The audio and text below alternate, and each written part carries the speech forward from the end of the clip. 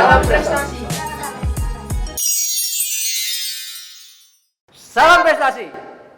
Teman-teman semua, kali ini kita masih tetap di Insaga bersama presenter cilik kita Aza Koto. Aza, bener kan Aza Koto kan? Iya dong. Iya dong ya. Jadi benar Aza Koto. Aza Koto sekali lagi bisa dilihat YouTube-nya, banyak banget kontennya bagaimana dia bernyanyi dan dibuatkan oleh Mas Helmi. Mas Helmi itu adalah pembuat lagu di Indonesian Idol, kemudian di Voice. Pembuat lagunya Aza ini Helmi itu paling oke banget, dan Mas Helmi pun sudah kita wawancarain, sudah cukup lama, bisa dilihat di episodenya Om Deddy. Kalau nggak salah Mas Helmi itu di episode 32. Disitulah Mas Helmi sebagai pembuat lirik lagu yang sangat potensi banget, Mas Helmi. Baik, tamu kita kali ini sangat istimewa, seorang relawan, seorang teacher yang sudah run Asia, usianya masih muda banget dan cukup membanggakan Indonesia tuh tentunya. Bagaimana dia ke luar negeri malah ngajarin orang-orang luar negeri, ya, bukan orang luar negeri datang ke sini yang kita panggil, tapi dia yang dipanggil. Itu istimewa banget. Tamu kita siang ini adalah seorang relawan, juga seorang teacher, seorang coach, wah macam-macam lah. Baik, kita akan sapa tamu kita siang hari ini.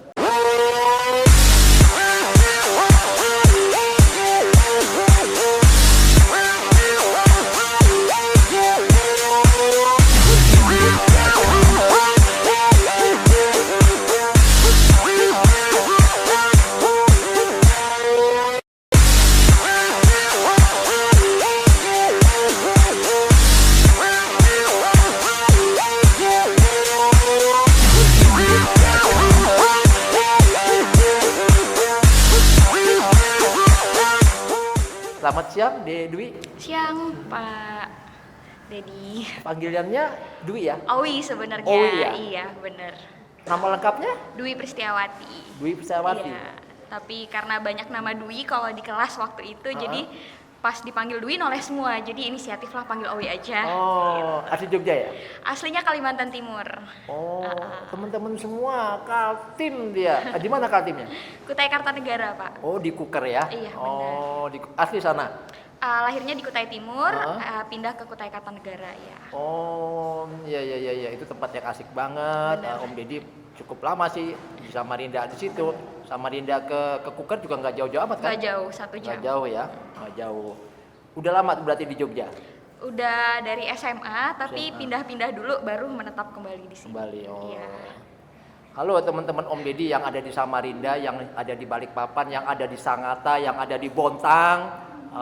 Murid-murid Om Deddy, ini Om Deddy kedatangan tamu nih dari Kaltim, tapi bukan dansa, bukan, dia seorang coach, seorang teacher, tapi bukan guru dansa, ya. Yang jelas dia guru ilmu yang lain. Tapi Om Deddy senang banget ketemu sama orang Kaltim lagi, yang Om Deddy lama di Kaltim, di Balikpapan, di Sangatta, di Bontang. Waduh, senang banget lah Om Deddy bisa ketemu lagi.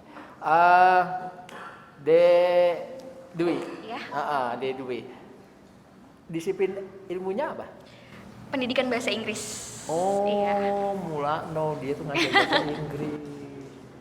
Kamu pendidikan apa? Pendidikan dasar ya. Pendidikan dansa. Asal aku itu juga pendidikan dansa dia. Nah, DOI mungkin bisa ceritakan kenapa DOI tiba-tiba bisa mengambil fakultas pendidikan. Oh iya, emang dari basic kecil dari SD itu udah suka ngajarin temen gitu. Kelihatan gitu. di SMP udah seneng gitu berkolaborasi sama teman-teman dari rumah belajar, dan di SMA mendirikan rumah belajar sendiri, ada di Jogja sini juga di Kalicode kalau tahu. Rumah Namanya belajar. Rumah Belajar Indonesia Bangkit sama teman-teman juga gitu. Posisinya masih pakai seragam terus waktu itu ngajarin anak-anak, sampai akhirnya tercetus kalau misalnya punya background pendidikan kan bakal lebih matang lagi nih Betul. Pak Dedi ya. Jadi kalau ngajarin juga tahu nih rinci nih mau ngajarin apa aja. Jadi sekalian aja nih nyemplung aja ke dunia pendidikan dan nggak mau tanggung-tanggung. Sekalian aja pendidikan bahasa Inggris biar nanti langkahnya langsung internasional seperti itu. Waduh, keren. By the way, itu di Kalicode masih?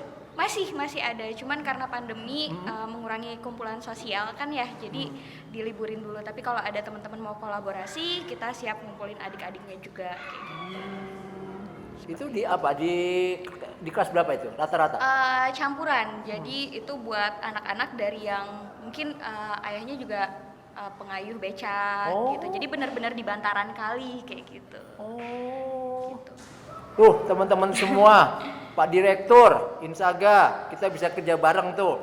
Kita nggak tahu loh di Kalicode ternyata ada relawan semacam ini.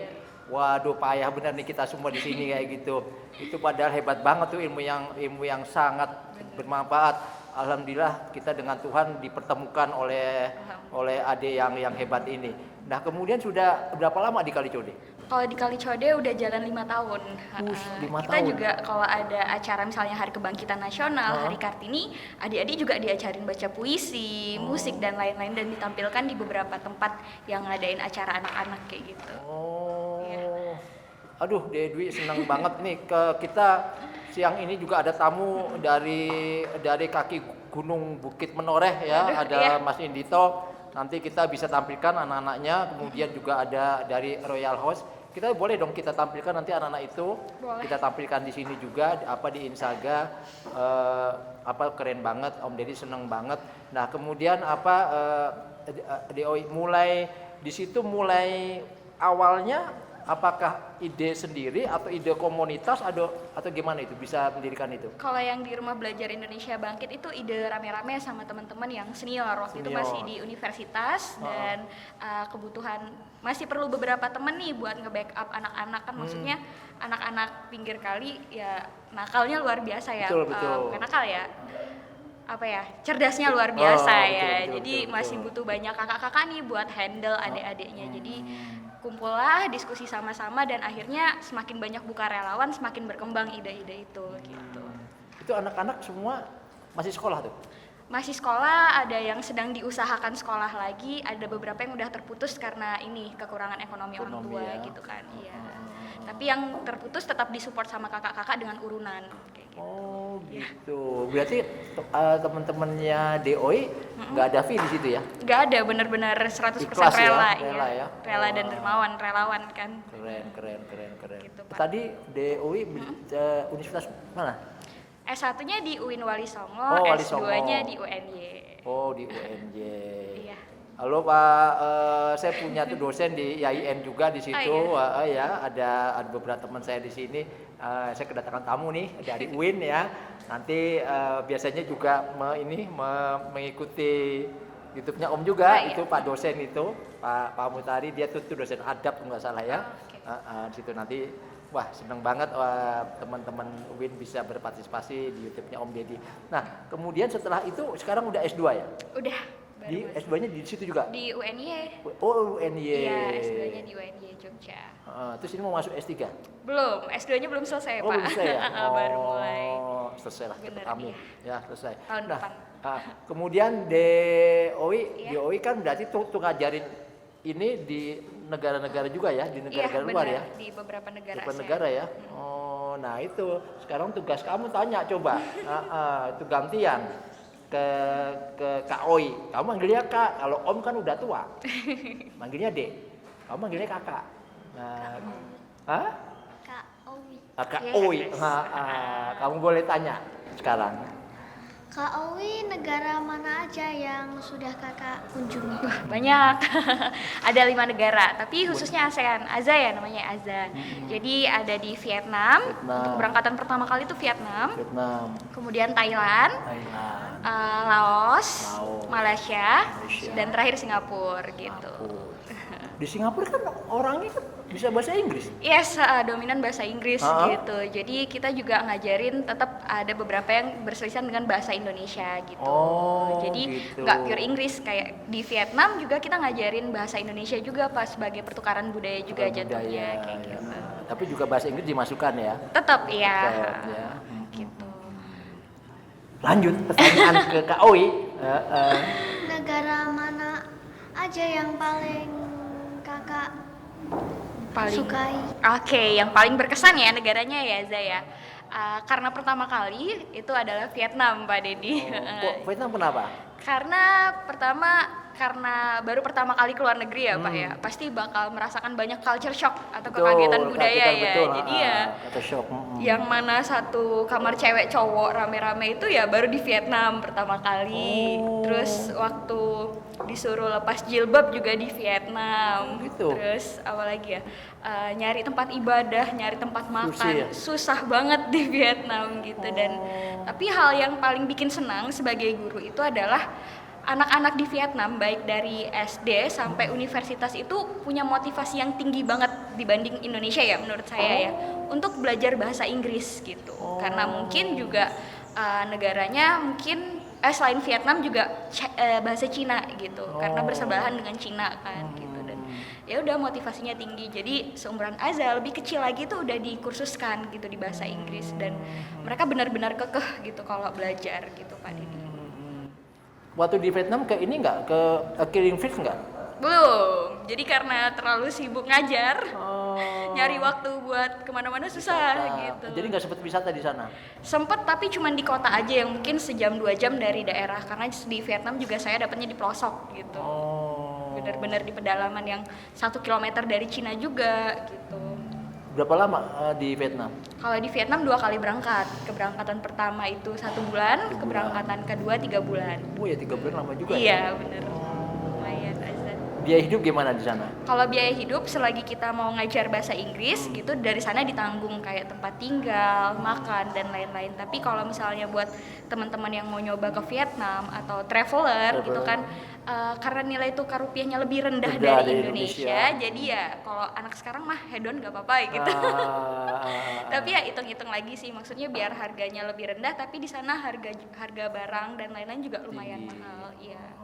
Kalau bahas biaya hidup lebih enak di Thailand sih sebenarnya, biarpun tinggi dikit tapi harga di sana murah-murah Murah-murah gitu, ya. iya. Kayak gitu. Thailand. Kalau di Thailand udah kemana aja? Kalau di Thailand juga dapatnya pelosok juga Pak. Oh, nggak sempet ke Tapi- Pattaya? Nggak sempet, tapi dapat 2 daerah juga. Jadi keberangkatan ke Thailand itu 2 kali. Yang pertama kali itu di Thailand Utara sekitar 3 jam dari Bangkok. Yang kedua itu Thailand Selatan yang banyak muslimnya karena berbatasan dengan Malaysia kayak gitu. Lumayan. Waktu di sana gimana? Masih konflik nggak waktu di Vietnam? Kalau di Vietnam enggak, cuman kalau konfliknya enggak ya, tapi kalau yang saya rasakan sendiri sebagai muslim kayak terlalu ketat juga aturan di sana. Jadi kalau di Indonesia kan jam 12 malam masih bisa nih ada motor lewat, warung buka. Kalau di sana aturannya keras adalah udah nggak boleh ada orang yang di luar rumah lagi di atas jam 12 kayak gitu. Kayak jam malam kayak gitu ya? Bener, aturannya jam malam juga. Dan kalau yang apa ya, bukan tentara ya, lebih ke polisi atau Pol PP-nya di sana itu benar-benar gerombolan turunnya gitu. Wah, jadi ya emang serem gitu. Serem ya? Iya.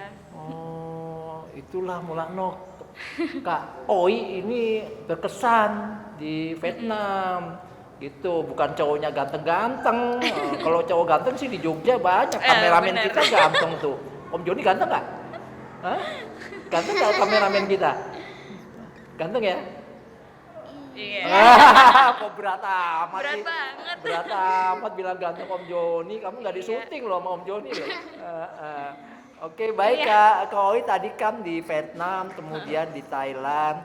Kalau kemudian di mana lagi, di Laos ya? Di Laos sama Malaysia, Singapura. Kalau di Laos gimana di Laos? Kalau di Laos lebih ke perbatasan semua sih kayaknya. Oh. Jadi ke Laosnya juga itu setelah dari Vietnam. Alasannya juga tujuannya bukan utamanya ke Laos sih, Bener. karena emang mau border aja, visa kan Border, udah mau habis ya bener, Pak ya. Jadi nyari tempat keluar, akhirnya paling dekat Vietnam nih, cuman 200 Vietnam dong aja ya, 150.000 lah Vietnam ke Laos gitu. Dan di sana di perbatasan juga ya udah tetap ngajar, mana anak yang bisa diajarin juga. Kita juga ketemu dengan beberapa turis yang sama nih nasibnya, visanya juga habis. Iya, jadi ya juga ngajar kayak gitu. Tuh kamu sebagai putri tuh nggak takut tuh? Sebenarnya takut sih Pak. Dulu takut dan sering satu kesalahan saya sih kalau misalnya kemana-mana itu selalu bawa mata uang negaranya, padahal kan baiknya kita bawa dolar ya Pak, karena nilai tukarnya di mana-mana diakui gitu. Jadi waktu ke Laos itu cuma bawa duit Vietnam. Nah di Laos itu disuruh tuker-tuker dulu nyari dolar gitu kan. Wah ini yang buat pelajaran banget nih, kalau mau kemana-mana bawa dolar gitu, biar kalau mau ditukar apapun lebih masih gampang, berlaku. Bener kayak gitu. Kalau takut ya tetap takut sih, tapi apalagi maksudnya minoritas muslim ya Pak di mana-mana. Jadi ya waktu ada pengecekan atau penggeledahan, yang bantu saya ngomong ke teman-teman yang geledah itu ya supir-supirnya itu orang dari Indonesia kayak gitu. Jadi ya ngerasa aman aja gitu. Tuh teman-teman semua. Jadi kalau apa yang disampaikan oleh Kak Oi ini, kalau kemana-mana harus pakai dolar. Bener. Pengalaman Pak Deddy ketika ke Jeddah juga nggak bawa pakai rupiah, pakai dolar, bukan pakai real. Jadi lebih gampang. Jadi kalau mau tukar-tukar di mana, kita mampir di Jeddah, mampir di Singapura, tukar pakai dolar lebih gampang. Di bandara juga selalu ya, ada. Selalu ada dolar ya. Iya, Selalu bener. ada. Lanjut. Ada lagi? Kak Owi, Ya. makanan luar negeri apa yang Kak Owi suka? Oke, makanan lebih suka bun ka dari Vietnam. Jadi Apa itu buka tuh? bun itu mie, Mie, ka itu ikan. Jadi mie ikan, dan mie-nya tuh lebih ke bihun. Nah, bihun campur ikan. Cuman yang nggak terlalu suka di Vietnam adalah sambelnya nggak ada, Za. Ada sambel tapi sambel bubuk dan nggak pedes. Sampai sana pusing. Jadi pelajaran juga nih kalau mau ke luar negeri, biasain bawa sambal botok, bon cabe atau kecap dan lain-lain kayak gitu. Itu bun ka. Terus kalau di Thailand, Thai tea, udah pernah ngerasain Thai tea kan? Nah, Thai tea mah di Thailand ada, di Vietnam ada, di Indonesia juga ada kan. Kayak gitu. Apa namanya? Bungka. Bun ka ya. Bungka. Di Indonesia di mana adanya? Di Indonesia, oh iya di Jogja ada nih Pak, rumah makan Vietnam juga di deket Jakal, Jalan Kaliurang. Iya kemarin mau coba ke sana tapi belum sempet. Gitu. Dan harganya sama, terus persis juga kalau di Vietnam kan kursinya pendek banget nih yang buat nyuci. Betul. Nah di situ juga seperti itu. Gitu. Iya benar. Sampai berapa kalau di Vietnam itu bungka itu? Harganya di Vietnam itu sekitar 30.000 Vietnam dong, sekitar 20.000 rupiah lah di sini gitu. Jadi masih standar. Masih standar ya? Bener, dan kalau di Vietnam itu juga minum selalu free gitu, nggak ada bayar es teh atau apapun. Oh, iya? Selalu bebas refill. Loh kok bisa ya? Kurang tahu. Kok bisa ya? Iya. Nanti saya mau tanya itu sama direktur Naim Saga. Wah, Kok keren. bisa ya? Di sana kok minum bisa gratis ya? Refill minum terus. Iya, Padahal teh. ekonomi mereka Lebih lebih rendah. Ya, lebih Iya, rendah jauh. ya. Kita malah bayar loh. Saya kalau sama Mr. Jeding itu kalau minum ya bayarnya tinggi banget ya. Waduh. Bener. Baik, nanti kita konfirmasi itu konfirm ke Mr. Jeding kok bisa gini ya gitu. Kemudian tadi bicara masalah Asia, Om Didi mau kembali ke pendidikan di Kaltim. Oh iya. Ada kepikiran kamu tuh balik kampung di Kaltim? Kepikiran ada, tapi nggak untuk menetap gitu. Kalau menetap Jogja pasti. Jogja. Wah. Karena emang untuk kesenian, pendidikan dan lain-lain, saya merasa kayak Jogja ini pusatnya sih Pak Deddy gitu. Jadi lebih mudah berkembang. Tapi suatu saat pengen balik ke Kalimantan, punya yayasan sendiri, bangun sekolah sendiri gitu. Weh. Keren. Bunda Tri ini orang kuat di Kaltim ya. Iya. Orangnya Gubernur Kaltim, itu di SMA 4 waktu 4B sini. Bunda Tri di Kaltim kan, orang Jogja, kita tukeran. Bunda Tri nggak pulang-pulang, anak ini kutahan di sini. Ya Bunda Tri ya. Bunda Tri kan lama di Kaltim, sampai membangun Kaltim sedemikian rupa, sampai hebat banget Kaltim saat ini. Sampai Bunda Tri kemana-mana. Bunda Tri itu SMA 4 Jogja, kemudian hijrah ke Kaltim sampai sekarang di sana. Nggak balik-balik. Padahal teman kita satu bangku. gitu. Nah, ini aku ketemu sama adik Kaltim tapi di sini tukeran. Tukeran ya, Bunda Tri ya. Nah, kemudian apa di Kuker ya? Iya, Kutai Kartanegara. Ada di sana pulau apa? Pulau Nirmala. Pulau Kumala. Kumala. Iya, Aku ingatnya Pulau Nirmala Iya. melulu. Itu masih ya? Masih hidup lagi Masih. sampai Nah, sekarang. waktu peristiwa jembatan ambrol gimana tuh? Aduh, itu masih nggak terlalu kena sih, lumayan jauh juga. Oh, masih jauh ya? Masih ada pulaunya. Dan sekarang juga diturapkan pengikisan lahan terus tuh. Jadi kalau di sana turap tuh ditembokin Tembokin gitu. turap. Iya, diturap terus kayak gitu. Lanjut. Kak Uwi, Aza Yes. pengen kayak Kak Uwi. Apa yang Aza lakukan supaya teman-teman Aza juga tahu? Oke, pengen kayak Kawi ke luar negeri juga gitu ya, ngajar gitu. Oke, banyak sih yang bisa Aza lakukan, apalagi Aza kan masih jauh nih waktunya nanti sampai dewasa lagi. Jadi proses yang bisa Aza lakukan dari sekarang, yang pertama belajar ya.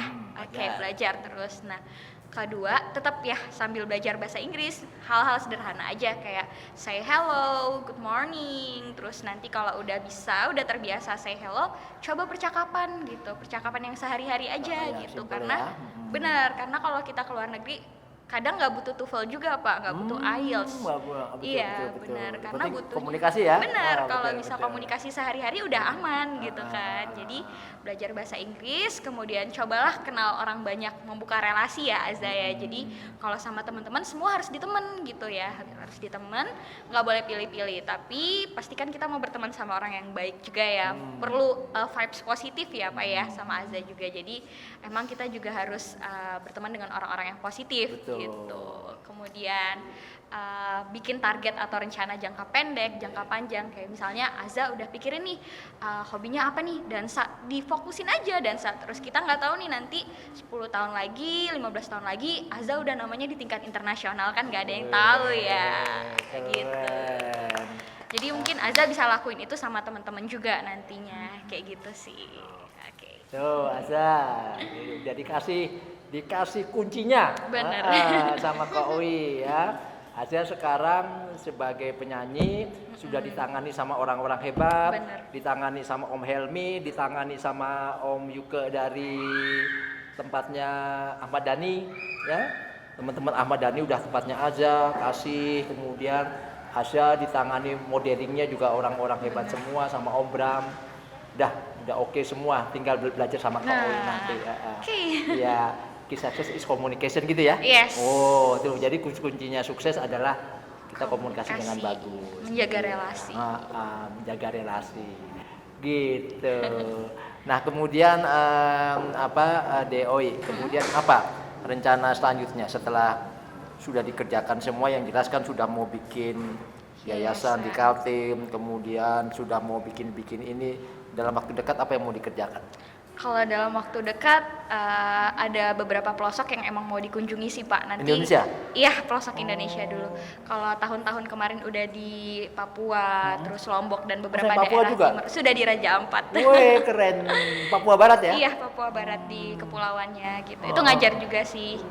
Jadi untuk ke depan sih di bagian barat lagi sih, kayak di Sumatera, di Padang, kemudian juga pengennya di Kepulauan Natuna Pak, sekitar beberapa jam dari Batam gitu kan. Iya, karena ada beberapa relasi ya kayak, coba kesini ada yang perlu ditolongin nih sekolahnya, paling enggak kan fokusnya juga di pendidikan itu lebih ke peningkatan motivasi mimpi anak-anak Betul, gitu. betul, Jadi betul. biarlah anak-anak pelosok ini juga punya mimpi yang sama anak-anak yang di anak yang kota. kota. Iya benar gitu. Ini untuk Desember besok selama 10 hari di Kepulauan Seribu, Jakarta. Wih, keren. Nanti Kepulauan Seribu bisa jeding journey bisa ikut ya. Oke. Nanti dia diliput sama jeding journey di Pulau Seribu. Boleh. Nah, kalau di Padang bisa nanti ini Aza nih kan orang tuanya ketua komunitas Padang. Oke. Ya, yang ada di Jogja. Iya, iya, Gitu. boleh. Jadi senioritas ini. Jadi orang-orang Padang semua yang ada di Jogja, bahkan kemarin ada petinggi dari Padang ke tempatnya beliau. Yang jelas bisalah untuk membuka jalan orang tuanya Aza, Aza iya. untuk sampai di pelosok Padang. Padang, oke, Ya. baik. Nah, Oi sebelum berakhir mungkin Aza ada yang mau tanyain lagi? Ya, Hah? ada dong. Ada dong. Apa Oke. itu? Kak Uwi kan sudah merantau di banyak negara. Oke. Kangen nggak sama orang tuanya Kak Uwi? Aduh, kalau dibilang kangen pasti kangen banget ya, namanya anak juga. Dulu susah banget jauh dari orang tua dan orang tua nggak ngizinin sampai satu titik udah bisa membuktikan nih bahwa saya baik-baik aja, saya juga bisa bermanfaat Baik, meskipun betul. jauh gitu, sampai akhirnya boleh diizinkan. Malah sekarang juga kayak udah mau ke pelosok mana lagi sama papa khususnya, ya udah nggak apa-apa, hati-hati di jalan. Jadi udah dikasih pintu, dibukakan pintu lebar-lebar untuk bermanfaat kayak gitu. Kangen sih kangen dah. Gitu. Itu orang tua ya. Iya. Maaf, kepo nih Om Deddy. Boleh. Pacarmu nggak khawatir? Aduh. Hah? Aduh, gimana nih? Ayo. Jomblo sih. Weh, nekat dia, Iya. nekat. Nekat dia jomblo ya. Tapi nekat. boleh deh cerita dikit Pak Deddy. Gimana? Jadi kemarin sempat punya pacar juga. Oh. Dengan visi yang sama Visi sih, yang mengembangkan sama. anak-anak pelosok, dan juga udah ke beberapa pelosok Indonesia sama-sama juga gitu. Cuman ya berkata lain lah ya. Oh, belum jodoh gitu ya? Iya, ya nggak Oh. masalah. Jadi curhat nih sama Pak Deddy. Wah, nggak apa-apa ya, memang ya, YouTube ini memang Iya. berbagi kasih, berbagi ilmu Benar. yang bermanfaat ya. Yang pasti ya apa yang dikatakan senior, dunia tidak sedaun kelor lah. Benar ya. banget Pak, iya, Ah. iya, luas banget. Jadi banyak yang bisa kita kerjakan yang positif. Ya. Benar. Ada lagi mau tanyain? Ada. Boleh. Sapa buat keluarga di rumah dong. Oke, siapa ya? Yes. Oke, hai papa, mama, kemudian kakak, ponakan-ponakan adek. It's really long time gak ketemu lagi ya, udah lama banget, dan banget. ketemunya cuman lewat Lebaran, Idul Fitri gitu kan. Jadi when you're healthy, even we are so far, jadi tetap jaga kesehatan meskipun kita jauh. Sekarang Instagram dan lain-lain masih aktif. Also I have a YouTube. Jadi kalau pengen tahu aku di sini ngapain, kabarnya bagaimana juga Bisa kelihatan di bisa situ. lihat. Iya, seperti itu. Jadi jaga kesehatan kalian. Oke. Itu papa mama putrinya di sini aman. Apalagi sekarang sudah di Insaga, Asik. di tempat seniman-seniman hebat di sini. Jadi lebih aman lagi. Jadi yang jelas Putrinda, Naowi ini banyak memberikan ilmu yang bermanfaat. Yang jelas ilmu bermanfaat itu sangat bermanfaat di hari kemudian juga.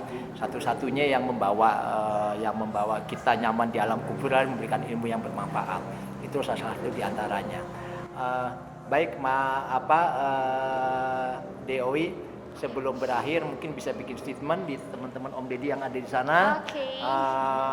Berikan adik-adik inspirasi, motivasi supaya ya Om ingin, Om bangga banget sama DOI Putri Indonesia yang mandiri, yang bisa run Asia sehingga dapat memberikan ilmu yang bermanfaat. Monggo DOI. Halo teman-teman semua, buat teman-teman yang ada di seluruh Indonesia, even my kiddos atau adik-adik aku, jangan pernah berhenti berbuat baik, jangan pernah berhenti melakukan hal-hal positif, dan jangan pernah berhenti untuk melakukan banyak hal dan memberikan kontribusi untuk Indonesia, karena di Indonesia ini kita dapat memberikan banyak hal dan bisa diapresiasi oleh semua kalangan. Terima kasih. Keren, itulah anak bangsa. Owi masih muda belia, sudah keliling Asia, memberikan ilmu yang bermanfaat. Itulah channel ini dibangun, dibentuk, memberikan motivasi, inspirasi kepada adik-adik, teman-teman semua yang ada di sana, berbagai disiplin ilmu. Kemarin ada dance, ada panjat tebing, kali ini ada seorang teacher. Jadi YouTube ini memang berbagi ilmu, tentunya ilmu yang bermanfaat. Ya, terima kasih Doi, sampai ketemu di lain waktu. Siap. Salam prestasi. Salam prestasi.